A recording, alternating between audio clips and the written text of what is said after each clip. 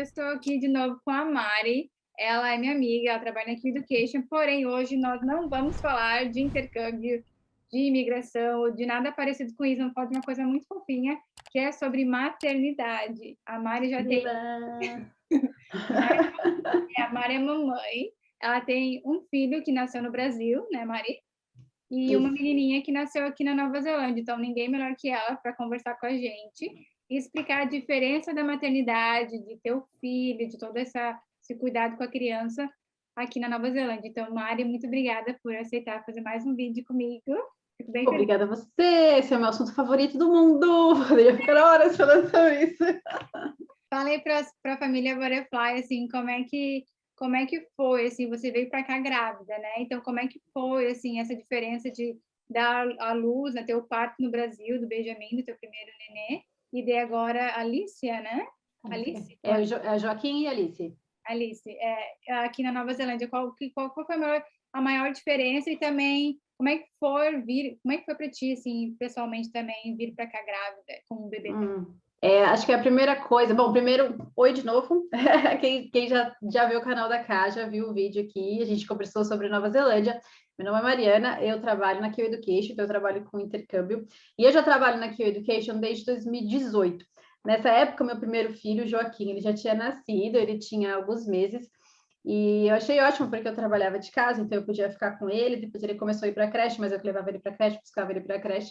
E no meio do caminho, eu já estava com um ano na empresa, eu recebi o convite para vir para cá, para assumir o cargo de gerente. Eu era só consultora no Brasil, então eu vim para Nova Zelândia como gerente, colocando isso de uma forma muito, muito resumida, né? Porque a gente podia ficar muitas horas conversando de todas as nuances, de todos os detalhes disso que aconteceu. Mas eu fiquei super feliz, eu e meu marido, a gente conversou, a gente decidiu ir. Já foi uma decisão, assim, que a gente tomou de uma forma muito feliz, mas a gente já sabia que o grande gargalo, vamos dizer assim, dessa decisão era a questão da família, né? Todo mundo que vem morar fora, eu acho que sente uma saudade enorme da família, com a gente também não é diferente. Mas quando você tem filhos, eu acho que tem duas outras questões ainda. A primeira é que rede de apoio. A família acaba sendo a primeira rede de apoio para quem tem filhos. Então, no Brasil, eu não tinha uma rede de apoio assim no dia a dia, principalmente durante a semana, porque minha mãe mora no interior e eu morava em São Paulo. A minha sogra trabalha, meu marido trabalhava fora também. Então, a minha rede de apoio ela era muito pontual. Mas é claro, eu estava ali perto, né? Se eu tivesse uma dor de barriga, se eu tivesse um problema ali, a minha mãe vinha do interior, a gente conseguia dar um jeito, né? Então a rede de apoio é muito importante. A gente sabia que vindo para cá a gente ia perder essa rede de apoio e a gente ia perder também o contato dele com os avós, né? Eu não cresci tão próximo assim dos meus avós, mas meu marido sim, para ele foi uma questão bem forte isso, assim, porque ele é muito apegado aos avós dele. E a gente sabia que a gente já está privando o nosso filho, até então apenas o nosso filho, desse convívio. A gente pensou bastante, a gente ponderou muito, não foi uma decisão que a gente tomou de uma forma, não foi fácil, sabe? Até hoje a gente sente bastante por isso, mas a gente decidiu vir. E aí a gente pode falar assim das vantagens, qual que é a parte boa, né, de criar um filho longe do país, fora do país depois. Bom, a gente estava super animado e aí eu tinha um mundo de coisas para fazer, porque a gente tinha que devolver apartamento. No Brasil, você tem que pintar apartamento antes de devolver, a gente tinha que fazer isso, a gente vendeu todas as nossas coisas. Eu tinha que pegar meu diploma na faculdade, tinha que traduzir documento. E nisso tudo trabalhando. Então, eu continuei trabalhando, eu continuei com o meu filho, e aí organizando tudo, visto, devolvendo apartamento. Então, a gente já estava nessa loucura, e aí engravidei. Engravidei, não foi planejada. A gente já tinha tentado ter o segundo filho uns meses antes disso, a gente já tinha tentado por um período, e aí quando eu recebi a proposta, a gente conversou. Vamos esperar a gente chegar lá, a gente se sentar, e aí a gente retoma, né, essa conversa. E aí, eu já ouvi essa frase assim, quando você desencana, acontece. Não sei se é sempre assim, comigo foi. A gente desencanou e eu falei, calma, agora não dá. E foi aquele mês que eu engravidei. Sabe que é engraçado? A gente está gravando um vídeo hoje, agora no finalzinho de agosto. Acabou de aparecer para mim a lembrança de que foi nesse dia que a gente descobriu que eu estava grávida. E aí, a princípio, estar grávida já é um momento ali doido, você fica com as emoções completamente bagunçadas.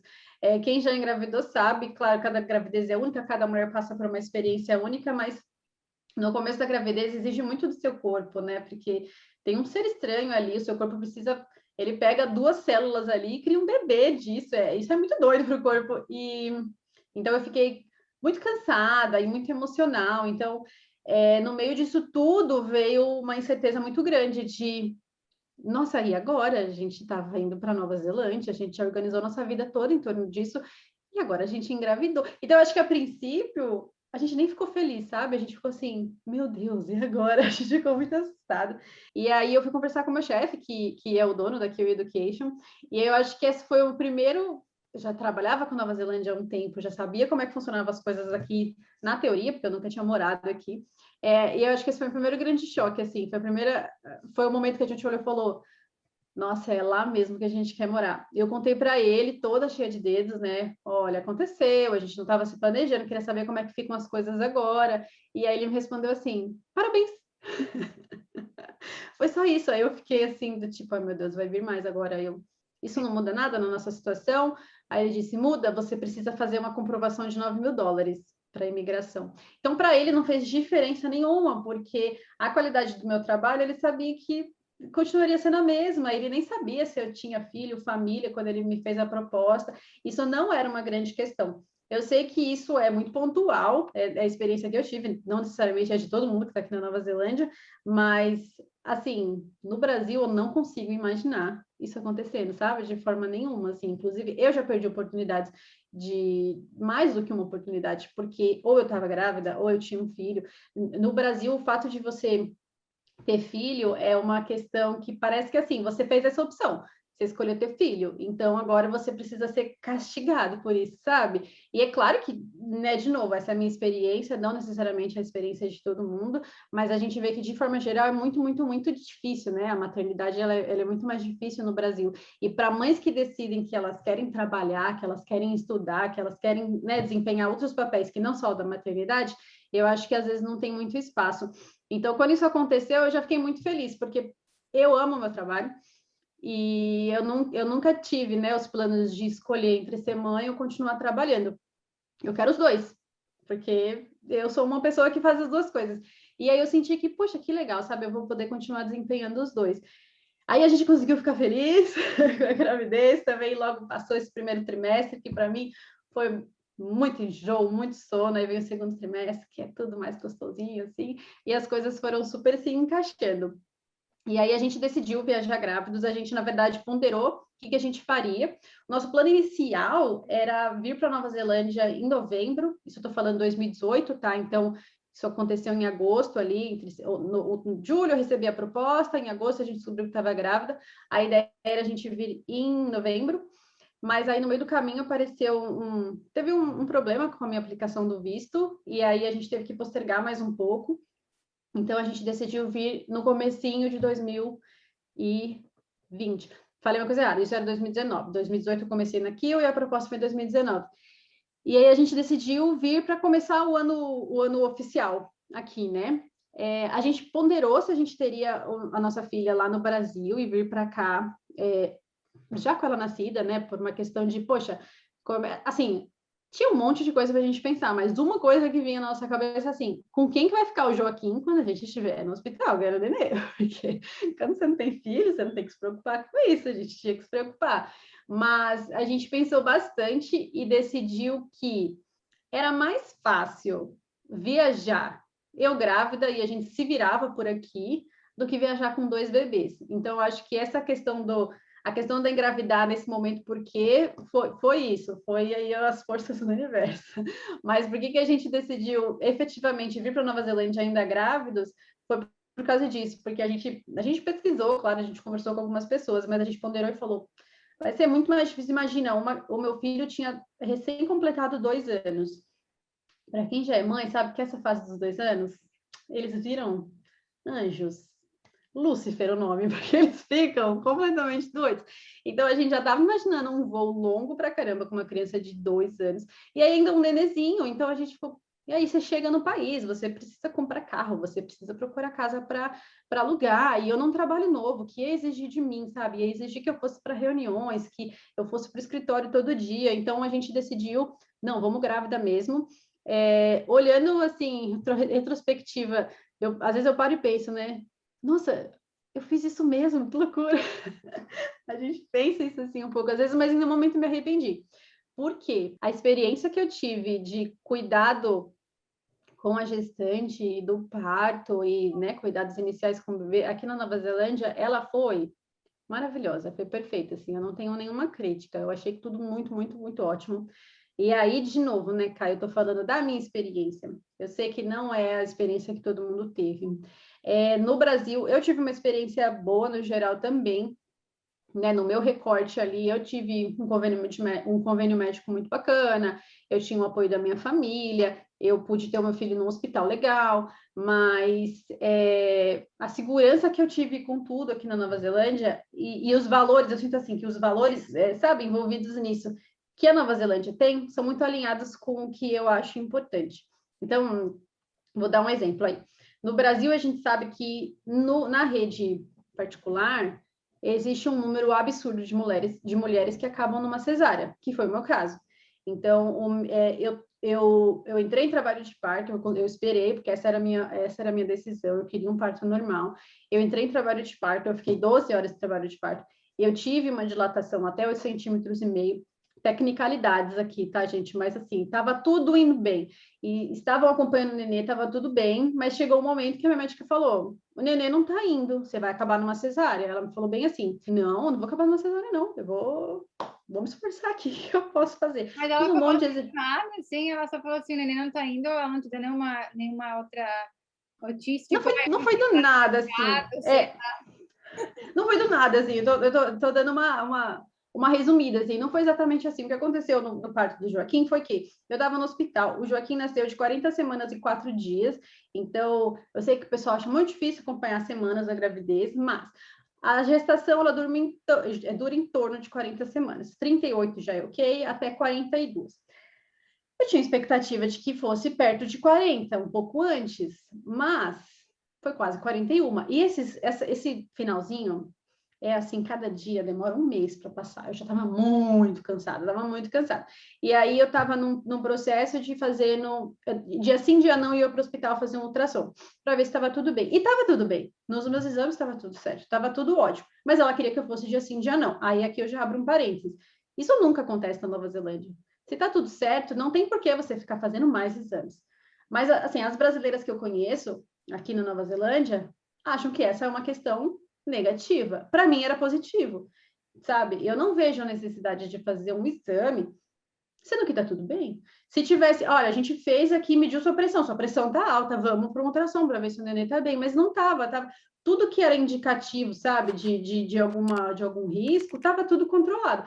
Mas, enfim, no Brasil o protocolo era esse, e claro, vamos fazer ultrassom, vamos. E aí eu tava fazendo um desses ultrassons e a minha bolsa estourou. E a gente vê nos filmes, né, aquela bolsa que estoura e faz um splash. E não foi o meu caso. Eu tava na maca, porque eu tava muito cansada, eu tava um pouco de cólica, e que era, né, o comecinho ali do trabalho de parto, mas podia demorar 2 dias ainda. Eu tava tipo, calma, não vai ser nada, não vai ser agora. E aí a minha bolsa acabou estourando e o protocolo do hospital era, se a bolsa estoura, a gente não libera a grávida com a bolsa rota, então você fica aqui. E eu fiquei no hospital e eu tava de boa, isso era 8 da manhã. Eu fui lá com a carteirinha, eu mesma que fiz o meu check-in, mandei mensagem pro meu marido, fiquei lá jogando Candy Crush, tava de boa. Passou meia hora e eu já tava assim, não aguento mais, não aguento mais. E eu tava preparada, eu tinha feito um preparo psicológico para a dor que é. Porque sim, o parto dói muito, dói muito. Só que na hora que veio, eu falei, não dá, isso aqui não dá para mim, não. Não consigo, não consigo.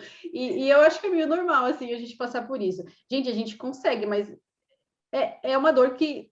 É muita dor. E aí você fala, meu Deus, eu não quero isso aqui, não quero mais. E aí eu comecei, eu quero anestesia. Quero anestesia. Isso 11 da manhã eu estava, quero anestesia. Aí vinha uma dor. Aí quero anestesia.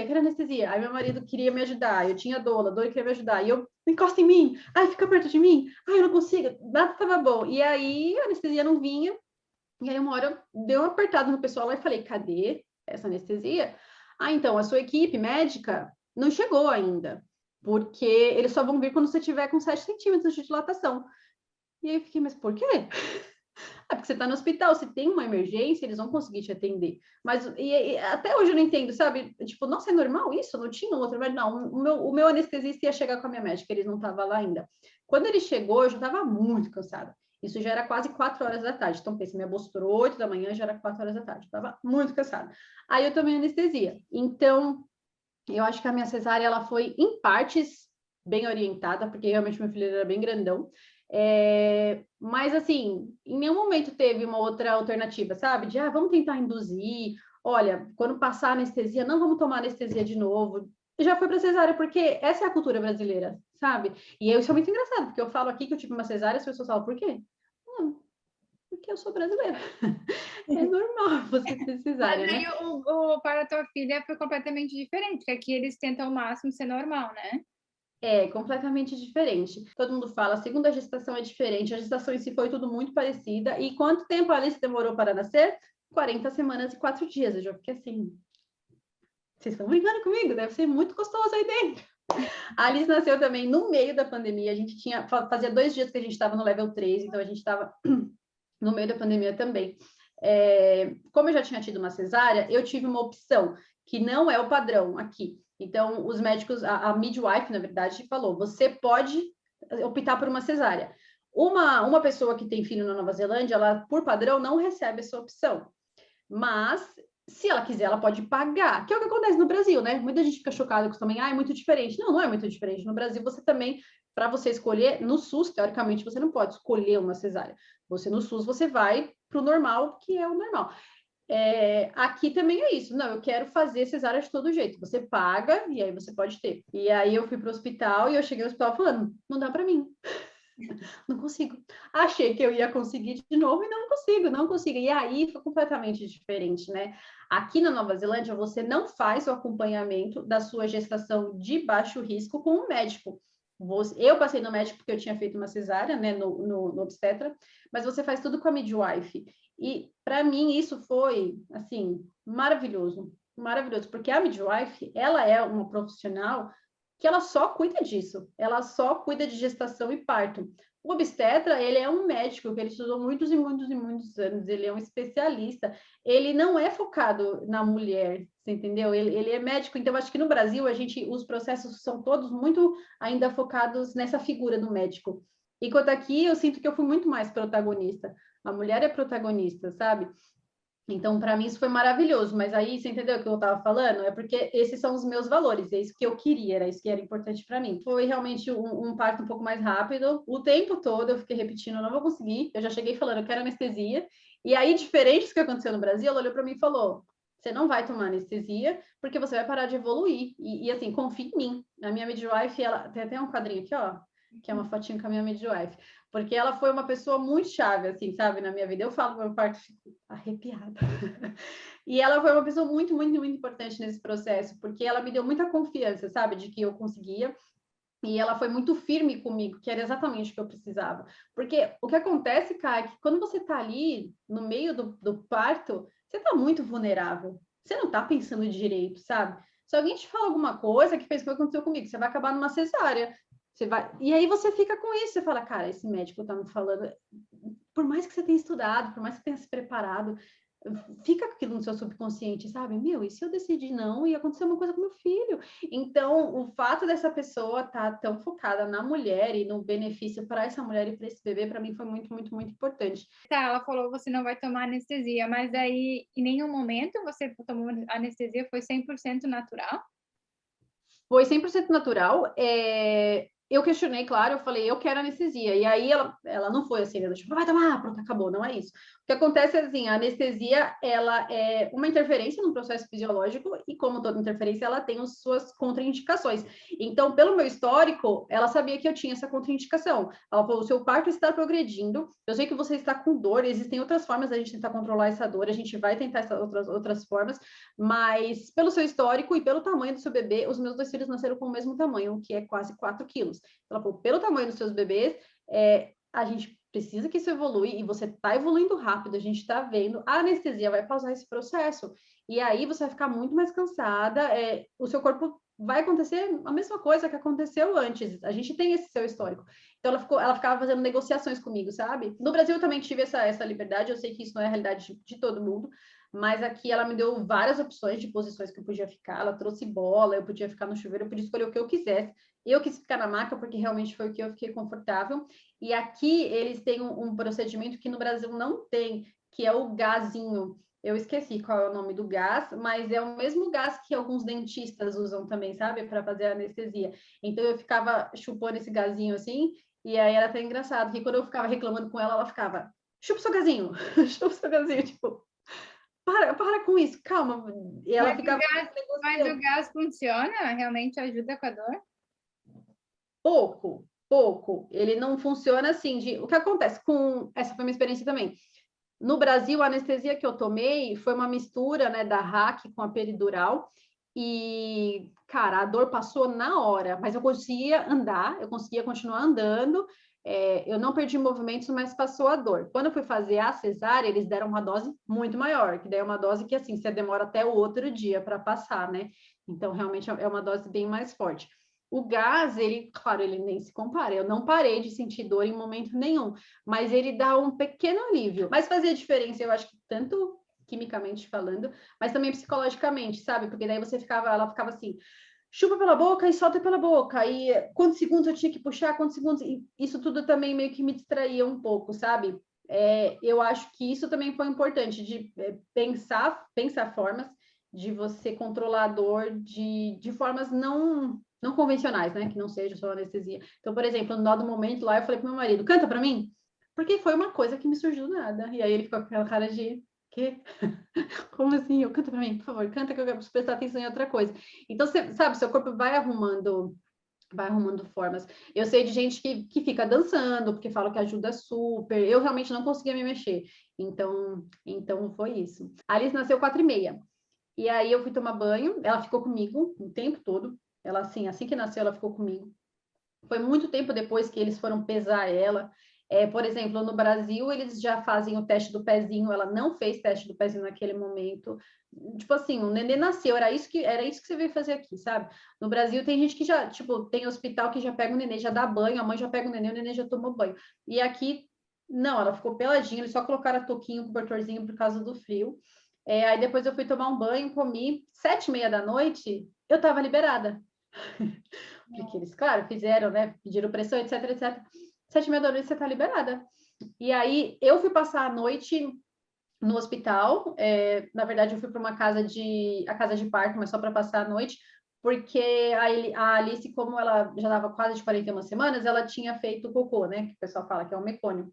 Então, eles falaram, existe o risco dela ter aspirado e ela poder ter alguma infecção, então a gente precisa deixar ela em observação. Então, você pode ir para uma casa de parto. E aí eu saí andando e fui no meu carro com a minha filha. Assim, eu fazia 3 horas que eu tinha dado à luz, sabe? Então, isso é muito, muito, muito diferente. No Brasil, eu senti que, assim, os processos, eles eram todos muito rígidos e muito burocráticos, novamente, né? No meu recorte, no que eu vivi. Então, por exemplo, meu filho nasceu com esse peso, com esse peso ele tem que ficar 2 horas em observação para ver a glicemia dele. E eu sou briguenta, né, cara? Ele não vai ficar em observação, ele vai ficar comigo. Não, ele precisa, esse é o protocolo do hospital. E no fim, ele ficou lá na enfermagem. Eu fiquei destruída. Poxa, meu filho acabou de nascer, eu quero ficar com ele, eu quero ficar com ele no colo, meu nenê. Quando o nenê nasce, a gente vira bicho, sabe? A gente quer sentir o cheiro, quer ficar junto. Foi uma cesárea, então era uma cirurgia. Claro que eu precisava de mais observação, mas mesmo parto normal, você precisa obrigatoriamente passar X tempo lá. E nem sempre isso é o melhor para a família, sabe? Nem sempre isso é o melhor para a mãe, para o bebê. Tá num ambiente hospitalar, você fica ali mais suscetível a pegar infecções, a pegar doenças. Fora que, pô, a enfermeira entra no meio da noite, você acabou de colocar o neném para dormir, e você tá. Então aqui eu senti que foi muito mais humanizado nesse sentido, sabe? Mas também meio doido, porque até eu lembro que a minha perguntou assim: você precisa de uma cadeira de rodas? Aí eu falei, preciso. Eu acabei de parir. E eu tô com esse nenenzinho aqui no colo, se eu derrubo o neném. Ela, deixa eu ver se tem uma. Eu, como assim, deixa eu ver se tem uma? Eu não vou sair daqui. E aí ela, não, cara, no Brasil tem um protocolo, a enfermeira tem que ir com você até o seu carro. Tá? Então eu achei que no Brasil é tudo muito mais protocolizado, mas apesar disso, não são protocolos que existem para proteger a mãe e proteger o bebê, sabe? são protocolos que existem que você tem que obedecer. Então, aqui eu senti que foi tudo muito mais natural. E aí, uma outra parte que também eu achei muito legal, acho que talvez até mais legal do que o parto em si, é que a midwife continua indo na sua casa até o bebê ter 5 semanas, se eu não me engano. Cara, sair de casa com um nenenzinho recém-nascido é muito difícil, é muito complicado, e aí você fica lá naquela sala de espera. Se é o Joaquim é um pediatra, que ele era só pediatra, então eu estava ali só com crianças, mas tem criança que está ali que está com febre, tem criança que está ali que está gripada, e você com recém-nascido sentado na cadeira, poxa, ela vai na sua casa, sabe? E aí ela vai na sua casa, se você, por exemplo, é uma pessoa em situação de vulnerabilidade, ela vai discutir isso com você também. Se você precisa de algum benefício, se você precisa de comida, se você precisa de roupa, ela sempre aborda de tempos em tempo se você sofre algum tipo de agressão no seu relacionamento, porque isso está totalmente ligado à sua experiência de maternidade, sabe? Que mulher consegue ser mãe se está ali vivendo um relacionamento tóxico? Então, eu achei isso muito legal, muito legal.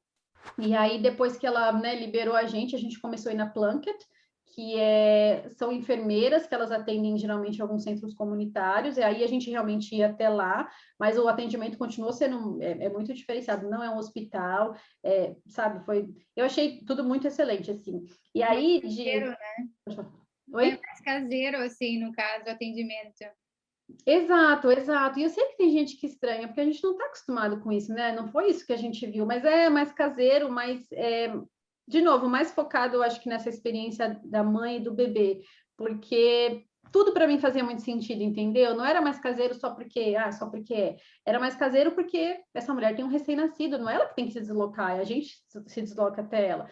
E a minha midwife, ela é em casa, então, por exemplo, ela olhou os meus pontos, ela era uma profissional que se tivesse inflamado, ela podia me recomendar remédio, ela podia me passar, ela podia cuidar de mim também, entendeu? Ela não estava indo lá só, não é uma comadre visitando, ela era uma profissional realmente capacitada para isso. Então, eu achei tudo fez muito sentido, assim, para mim. A gente achou a experiência como um todo muito legal, muito legal. E aí, avançando um pouco mais, eu acho que a Nova Zelândia, como um todo, ela é um país excelente para você criar filhos, porque é um país muito mais seguro, e porque a sociedade aqui, é até difícil explicar, porque tem algumas coisas um pouco abstratas, mas a criança, ela está inserida na sociedade, sabe? Então, eu sei que você não tem filhos ainda, né, Cá? Mas quando você vai em parque, quando você vai em qualquer lugar, você vê crianças. E no Brasil não é bem assim. Tem um tipo de restaurante que você vai que não tem criança. Tem um tipo de lugar que você vai que não tem criança. E aqui a criança está em tudo, porque a criança ela é um cidadão, né? A criança ela é uma pessoa que ela tem direito a estar nos mesmos ambientes. E você privar a criança de estar no ambiente, você está privando muitas vezes essa mãe de estar no ambiente. Porque a criança existe, as crianças existem, elas precisam, né, de alguém que cuide delas. Se elas não podem frequentar o lugar, quem cuida delas também não pode. Então, eu achei que aqui na Nova Zelândia a gente é muito bem aceito, sabe? De forma geral, assim. Então, eu acho que é uma sociedade bem preparada para isso. Mari, para encerrar a sensação de parto, como é que foi que você tem um visto de trabalho, né? Foi tudo pago assim pelo governo, teve que desembolsar algum valor, porque eu sei que aqui na Nova Zelândia você pode escolher, por exemplo, para mim, que sou residente, eu posso escolher tudo pelo governo, não pago nada, ou eu posso pagar, tem clínicas que cobram de torno de 6 mil a 9 mil dólares para poder fazer o acompanhamento todo médico, né? Tem as porém tu também tem os teus obstetras que ficam à disposição. Por isso que eles cobram, eles chamam de privado, no caso, mas nem é tão caro assim. Porque tu tem todos os médicos, mais as midwives, a midwife que vem na tua casa, como tem no público. A única diferença é que tu tá pagando médico também para ficar acompanhando.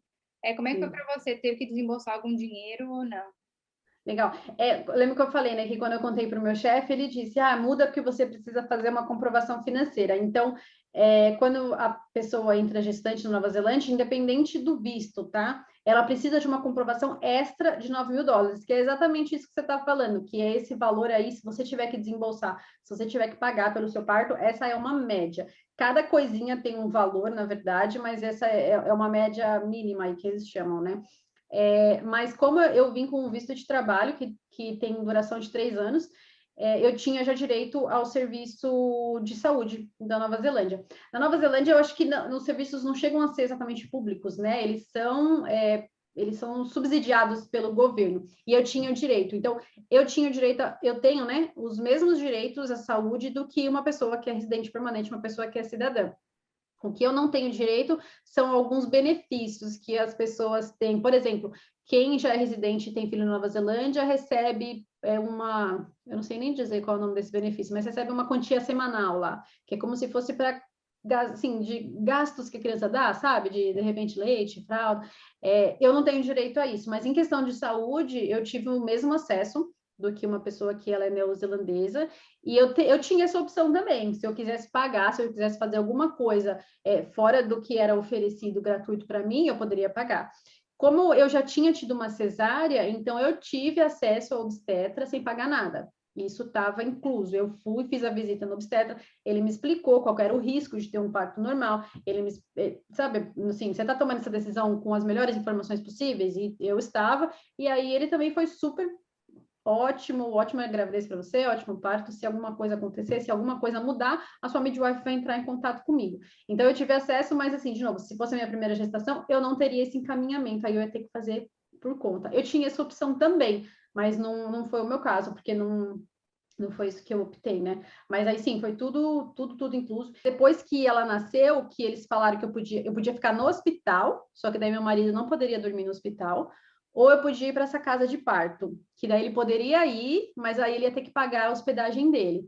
Então a gente pagou isso, a diária dele e as refeições dele, acho que foi $150. Então, da gestação toda, foi isso que a gente gastou, porque a gente optou, não, vamos ficar lá porque era mais confortável, lá é um lugar que tem cama, no hospital, se ele ficasse, ele tem uma cadeira ali do lado, e aí a gente falou, não, vamos se dar esse presente. Foi só isso, assim, que a gente gastou tudo. Porque eu fiquei sabendo que na Austrália, quem tem visto de trabalho, tudo, eles têm que desembolsar um dinheiro também, né? Não é pago, assim, pelo governo como é pago aqui. Então, é bem legal saber que não precisa desembolsar Sim. praticamente nada.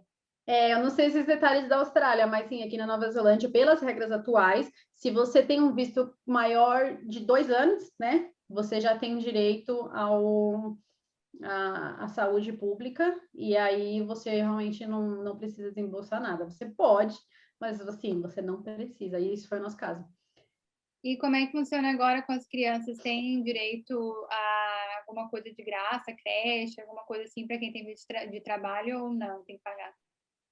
Eu tenho os mesmos benefícios do que um cidadão neozelandês, nesse sentido do que as crianças têm direito, né? Elas não têm direito a esses benefícios financeiros, né, que eu te falei, tipo, como se fossem esses bônus, assim, isso elas não têm, mas elas têm direito, e aí essa é uma parte que eu acho que fica um gap, assim, sabe? A Nova Zelândia tem essas políticas públicas bem legais, ela tem essa inclusão bem grande da mulher na sociedade, ela tem essa valorização da mulher enquanto profissional, sabe? Não tem essa diferenciação bizarra que tem em outros países, mas aí tem esse gap que é a educação infantil. Então, no Brasil tem um problema de vagas, tem um problema de qualidade, não vou nem entrar nessa questão, mas no Brasil, a partir de 3 meses, acho que a criança já pode começar, 3, 4 meses, ela já pode começar a ir na creche pública, e aqui não tem subsídio para crianças menores de 3 anos.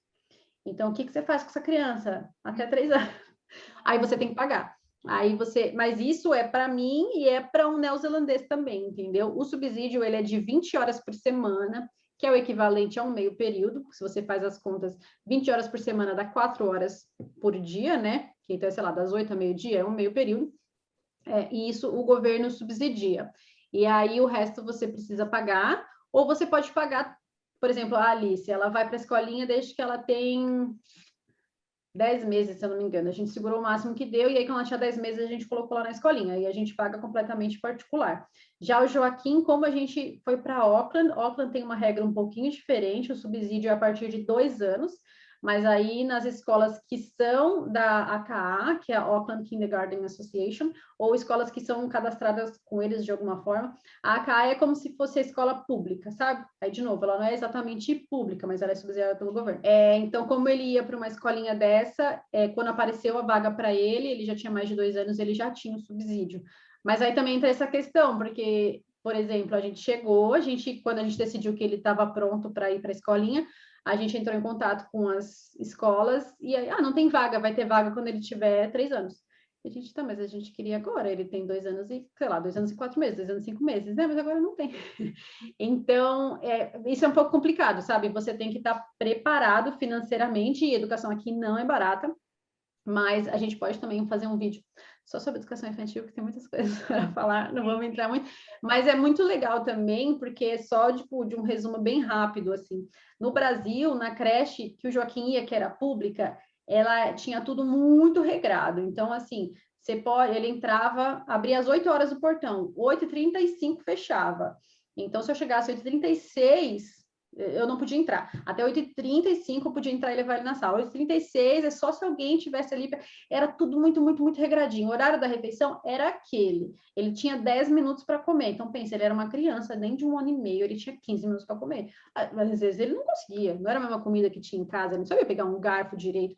Então, mas esse era o horário de comer. Esse é o horário da soneca. Todas as crianças voltam para a salinha, o colchãozinho está no chão. E aqui na Nova Zelândia, você fica até meio chocado, assim, quando você vê. Elas têm muita liberdade, elas têm muita liberdade. Os ambientes são uma delícia, assim, e geralmente as escolinhas são assim, tem várias estaçõezinhas, então, tem uma mesinha, tem um carpete, tem um espaço lá fora, e cada ambiente tem uma brincadeira diferente, uma coisa diferente, tudo com um propósito, óbvio, porque tem, né, um projeto pedagógico por trás, mas a criança chega e ela escolhe o que ela quer fazer. Então, por exemplo, o Joaquim, ele é doido da areia, ele ama uma caixa de areia. Se ele quiser ficar o dia inteiro na caixa de areia, ele pode. Ah, se a criança quer ficar o dia todo no parquinho, pode. Não tem, sabe, essa é a meia hora do intervalo que pode ir pro parquinho. Não, você pode ficar no parquinho o tempo todo. Claro, né? Ele tem quase 4 anos agora. Não é assim que funciona quando a criança tem 12 anos, né? Isso.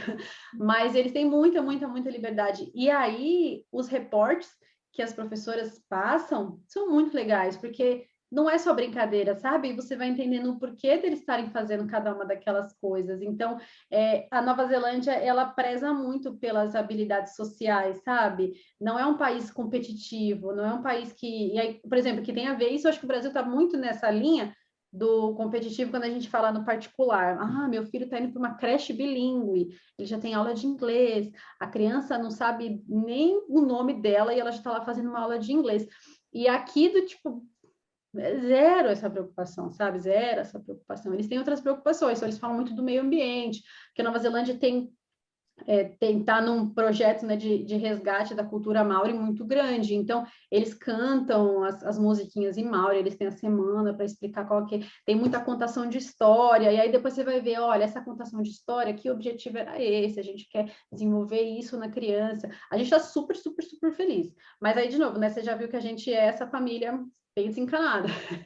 Então, para a gente funciona super. Às vezes a pessoa que quer do tipo, já pensa assim, não, meu filho, ele tem que ser bilíngue, ele tem que ser trilíngue, ele tem que aprender chinês para ter melhores oportunidades de trabalho. Talvez essa pessoa fique um pouco chocada, sabe? Porque não é um país que vai forçar a competição entre crianças, não, não é, sabe? Aqui é realmente muito focado no bem-estar, muito focado no desenvolvimento, e a gente adora, porque no fim do dia a gente sente que, assim, o lance é que a criança seja feliz, porque uma criança feliz é um cidadão feliz, é um cidadão que tem menos problemas, um cidadão menos depressivo, um cidadão mais, sabe, consciente. Então a gente está super, super contente, super satisfeito. E outra, se a família quiser que a criança tenha mais coisas, dá para contratar um professor particular de chinês e aprender chinês em casa, né? Então, sempre tem. E assim, aqui tem uma coisa muito legal, né? Principalmente se você pega as grandes cidades. Então, Auckland, a gente tinha muito isso, assim. O Joaquim, ele conhece gente do mundo todo. Ah, estuda com gente da Somália, ele estuda com gente do Afeganistão, da China. Quando que eu fui conhecer alguém, sabe, da Somália? Foi só depois de adulta. Ele está em contato com isso vira natural para ele. Ele está em contato com pessoas diferentes, tem crianças diferentes na sala dele. Não é todo mundo ali, sabe, com essa mesma carinha. Então, poxa, eu acho isso super rico, eu acho isso muito. E ele faz amizade com as crianças, e se a criança é chinesa e ela fala chinês em casa, ela vai conversar alguma coisa em chinês com ele, e ele vai pegar, se for do interesse dele, se não for também, tanto faz, assim, e é isso que você falou, sempre tem o momento, né, da criança aprender mais coisa e fazer mais coisa, mas a educação aqui, de forma padrão, o foco não é a criança ter um currículo, não, sabe? Ela tá feliz mesmo. Mas até na escola, quando eles são mais velhos, eu já escutei, assim, de pais, né, que têm adolescentes e coisas assim, que é muito assim, eles aprendem culinária, tem canoagem, tem um monte de coisa diferente, arco e flecha, sabe como é que chama Sim, aquele sim, sim. esporte? Bem Até louco, até no high school, a gente, aqui eu não trabalho tanto com high school, mas várias convenções que a gente vai, então as escolas, as high school junto, né? E aí eu fui em uma convenção lá em Tauranga, no ano passado, e eu fiquei assim, eu quero estudar nessas escolas. Tem escola com clube de surf, então depois você vai para fazer surf, sabe? E você vai, tem canoagem, é isso mesmo que você falou, e vai muito do interesse da pessoa, da criança. Então, é muito focado, sabe, nessas habilidades sociais mesmo. Eu acho que isso faz muito sentido, né? Porque começa de pequenininho e vai até o fim da vida, assim. Acho que é por isso que o Kiwi é tão tranquilão. então, sempre assim, né? Então, Meu chefe é kiwi também, às vezes eu faço, meu Deus, o mundo tá caindo, mas ele tá assim, aham, vai dar tudo e eu assim, certo. e ele tá assim, né? Bem tranquilo, e as coisas funcionam igual, da mesma maneira. Sim, Então, sim. o certo não precisa estar ali, sabe? Sim, e como tudo, né, cara, tem as vantagens e as desvantagens. Então, por exemplo, o brasileiro. O brasileiro, ele é aquela pessoa que ele chega no lugar, ele já escaneia ali tudo que pode dar errado, ele já vê várias coisas que podem dar certo também. Ele é um cara muito criativo, mas é porque a gente precisou desenvolver isso também, né, pela nossa história, pelo nosso background. E o Kiwi não, o Kiwi é live in the moment, né, do tipo, calma, não tem por que ficar ansioso. E aí, assim, a gente está vivenciando isso desde da educação infantil, desde o parto, né? Na verdade, você entende que isso não é uma coisa que acontece de uma hora para outra, e realmente eles são. A sociedade é desenhada desse jeito mesmo. Então tá, Mari, obrigada por compartilhar como é que foi teu parto no Brasil e aqui mostrar para a galera a diferença que é. Dá até uma tranquilidade saber que é bom e a mulher é muito ouvida assim no país, né? Que no futuro pensa em ser mãe. Dá até uma tranquilidade saber disso. Obrigada por Obrigada a compartilhar pra gente. você. Obrigada a você pelo convite. Obrigada. Beijo, galera. Até mais. Bye. Beijo, tchau, tchau.